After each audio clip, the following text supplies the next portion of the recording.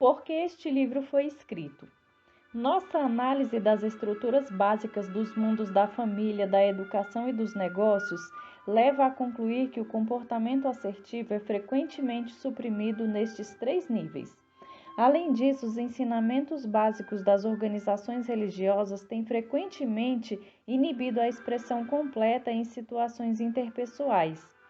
As mulheres, crianças e membros de minorias étnicas nos Estados Unidos têm sido ensinado caracteristicamente que o comportamento assertivo é propriedade do adulto branco do sexo masculino.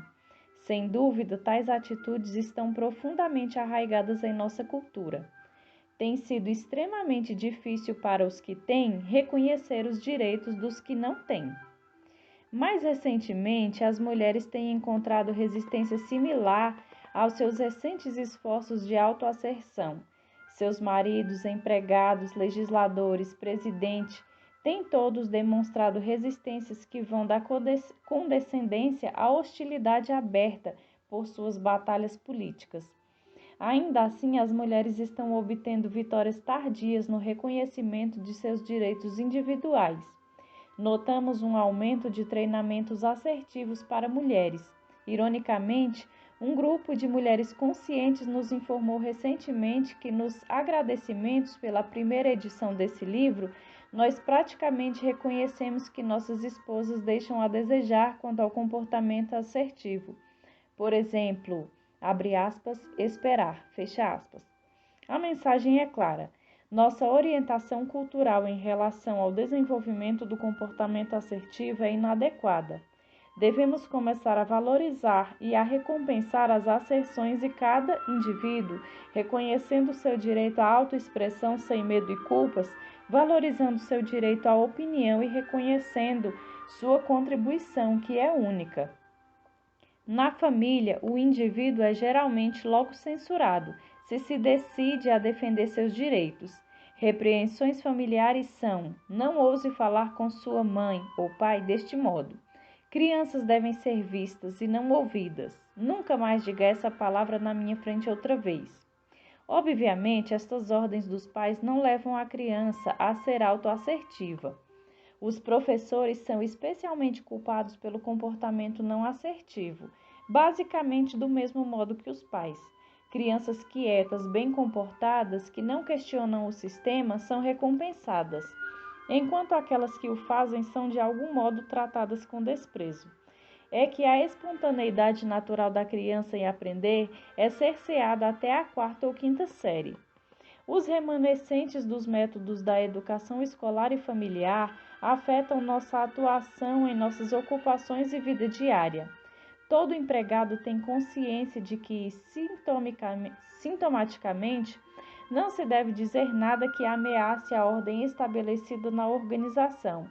O patrão está lá em cima e os outros embaixo, e sentem-se obrigados a concordar com o que é esperado deles, mesmo se consideram essa expectativa completamente inadequada.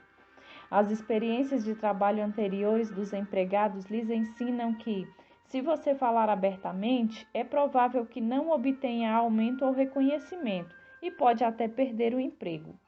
Você rapidamente aprende a ser um homem de confiança da firma, a manter as coisas correndo sem problemas, a ter poucas ideias próprias, a ser prudente ao agir e ao falar para que o patrão não fique sabendo. A lição sobre ser não assertivo em seu trabalho é muito clara. Os ensinamentos das igrejas contemporâneas parecem indicar que ser assertivo não é o comportamento religioso a ser levado a efeito. Qualidades como humildade, autonegação e autossacrifício são geralmente incentivadas até a exclusão da afirmação da própria personalidade.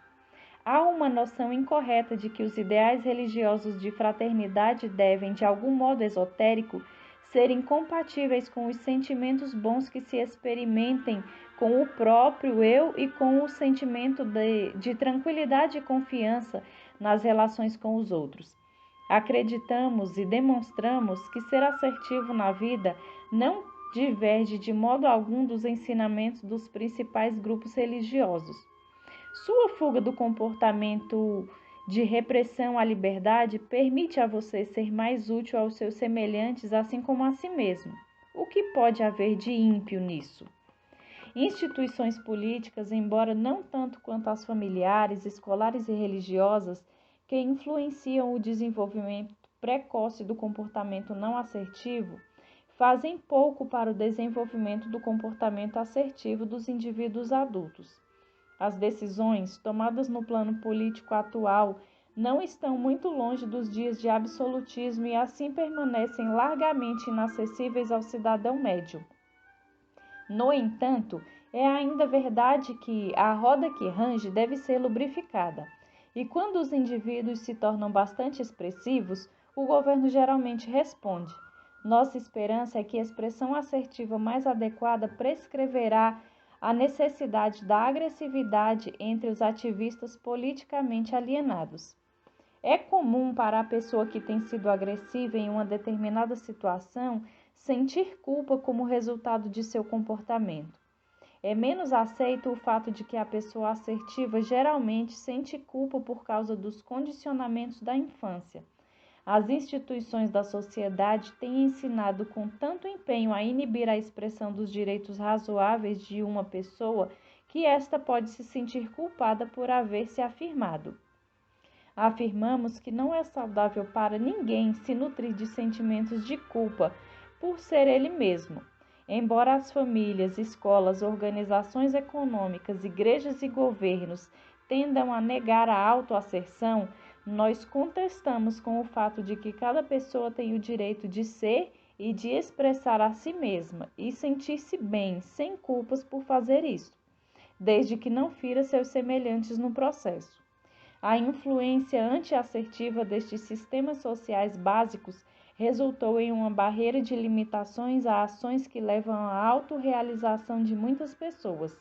Muitos indivíduos cujas vidas foram limitadas pela incapacidade de ser adequadamente assertivos atingiram a autorrealização seguindo o programa de treinamento assertivo deste livro.